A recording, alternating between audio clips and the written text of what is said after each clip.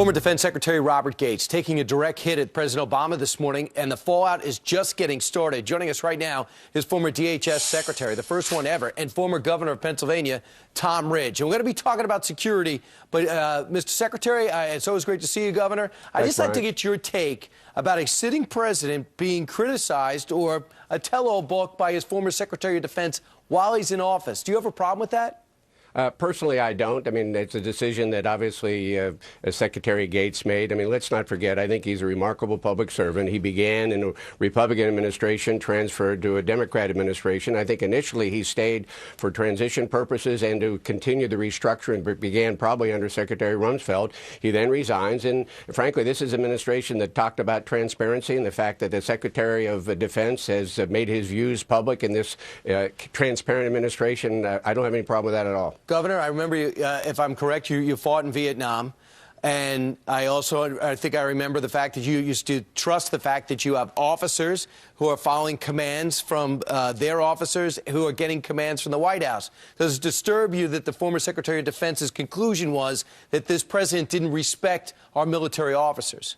Well, you know, I haven't read the book, and I'm going to just take your assessment as being appropriate, as consistent with what they said in the book. And I've always been troubled by the fact that there have been many people in leadership in this country, I think, over the years who haven't really truly respected, other than rhetorical support, and frankly, this goes on both sides of the aisle, the men and women in uniform. And frankly, I think we give them a lot of public accolades, which we should. We've learned to distinguish between the war and the war, but frankly, I still don't think we take good enough care of these men and women when they come back from overseas.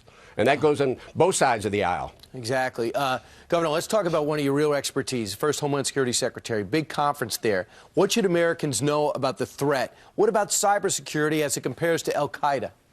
Well, I think they're both threats, and they're both with us forevermore. I mean, when it comes to cyber, Brian, I think we live in what I call the digital forevermore. It's not as if there's a potential threat. The threat exists. It's a 24/7 threat. And as we've seen over the holidays, it affects the commercial sector and government sector. And it's like anything else, you need to be prepared for it. You need to build a resilient infrastructure. And frankly, the companies have to pay a lot more attention at the C-suite level to make sure that they are prepared to deal with it, because it's happening every day. The actors are smarter. The technology changes. It is a business risk to your brand, to your bottom line. And as we well know, the actors from nation states to organized crime and everybody else hit governments as well. So that's the digital forevermore. That's a permanent condition of doing business and running government. The flip side in al-Qaeda, you know, you kind of take a look at what's going over in the Middle East. And what we know about al-Qaeda, when there's chaos and instability, they'll slide in. And in the midst of the Sunni-Shia conflict, they've slid in. But one of the things that I find interesting is the public comments about the Middle East. Nobody's talking about Iran. So if you want to know, in my judgment, the basic source of the instability, it's Iran. Iran has helped destabilize Iraq. I mean, frankly, Iran has more credibility in Iraq right these days than I think we do. They support Hezbollah. That's the problem in Lebanon. Al-Qaeda slides into Lebanon. They send troops and arms to Syria. Al-Qaeda slips into Syria. So at the epicenter of this instability is Iran, and Al-Qaeda is taking advantage of it. So you set up the color coding for this country on what the level threat would be. Right now, from the outsider perspective, from what you see, what should the color code be? Well, we've abandoned that.